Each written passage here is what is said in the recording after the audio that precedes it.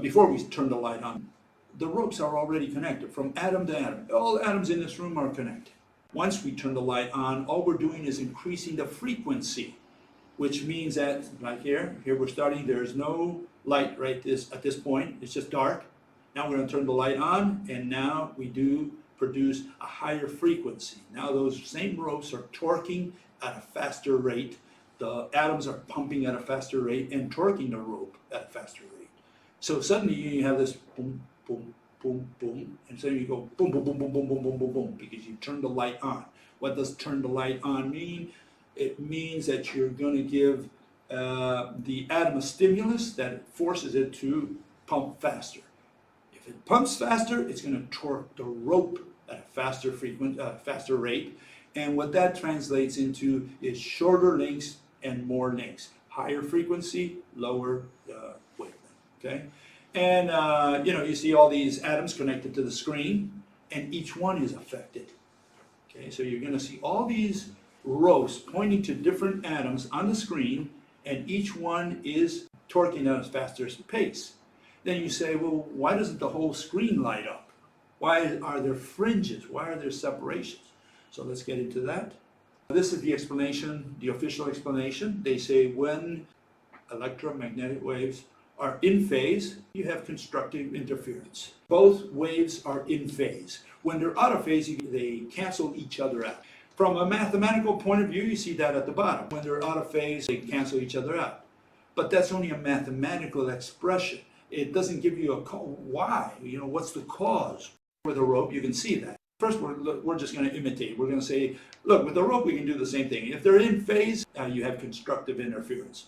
And when they're out of phase, you have destructive interference. Okay, now what is the physical cause of this under the rope model?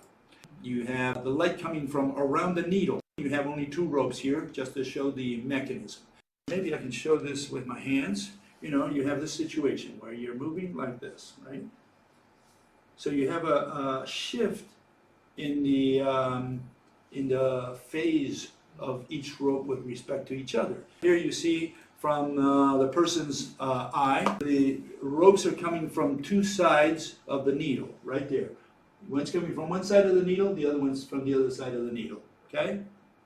So they come to an atom here. And right now, in this first one here, this is the case where lights are turned off. Nothing is on. You haven't yet turned the laser pointer on.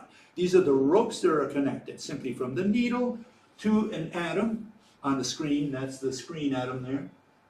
And this is an atom in your eye. Okay? Now I put it on this side because there was no other way, otherwise it would have been quite confusing to put it on that side. But you're really on this side looking at the screen. The screen is reflecting that light into your eye. Okay, so even though I put the person over there, the person's really supposed to be on this side, okay? But I did that on purpose because otherwise it would have been a little too messy to show how the rope comes back, along the same, in the same direction from where the light went, okay? But just keep that in mind. These are the two ropes coming from each side of the needle. Here you have an atom on the screen. It's turned off, that's why it's black.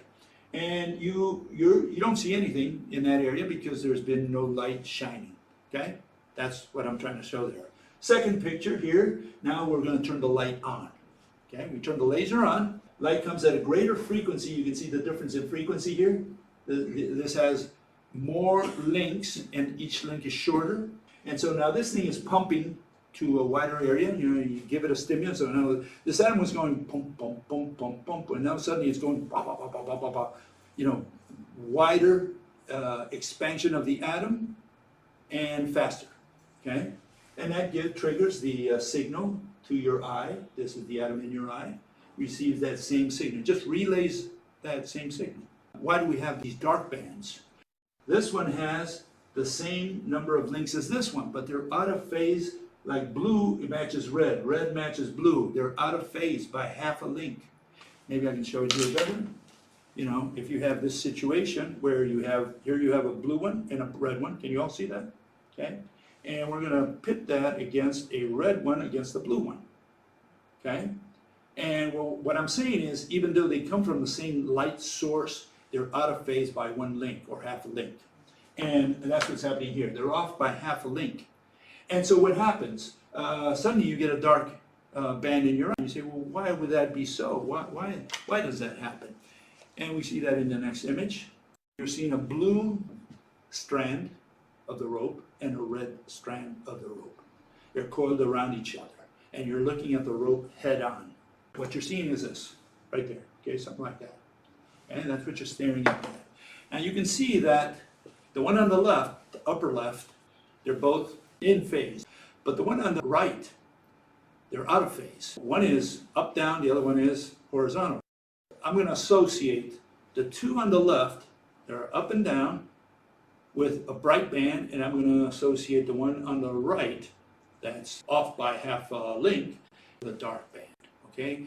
The guys on the bottom, both of them, you can see they're just at 45 degree. One of the ropes is 45 degree with respect to the other. And those are those intermediate colors that you will see. You'll see a phasing out, a fading out of the color, the red, because we typically use a red color, okay?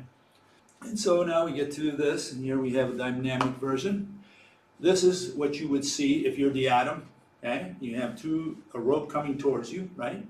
And this is high frequency on the top, and you can see the atom is pumping, boom, boom, boom, boom. That's what you're receiving. Why? Because both ropes that are meeting at your atom, they're both in phase. So the atom can expand through both ropes without any problem, no impediment. It just expands because they're both in phase, giving it the same signal simultaneously.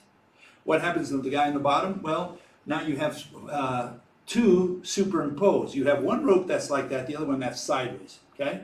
They're superimposed. Remember, they arrive at the same point. And so the atom's trying to expand here when the other one just gives it a different signal to expand in a different direction. So the atom is trying to expand like it did in the first guy, in the first case, trying to expand forward, eating two links, right? And it can't do that because one of the link is sideways. So it's trying to expand this way when the other guy says, no, expand that way. And so the atom is blocked from expanding to its full potential. That's what I'm saying is happening here. That's my explanation for it. Maybe there is a different interpretation. That's what I'm seeing that's happening if you explain this with a rule.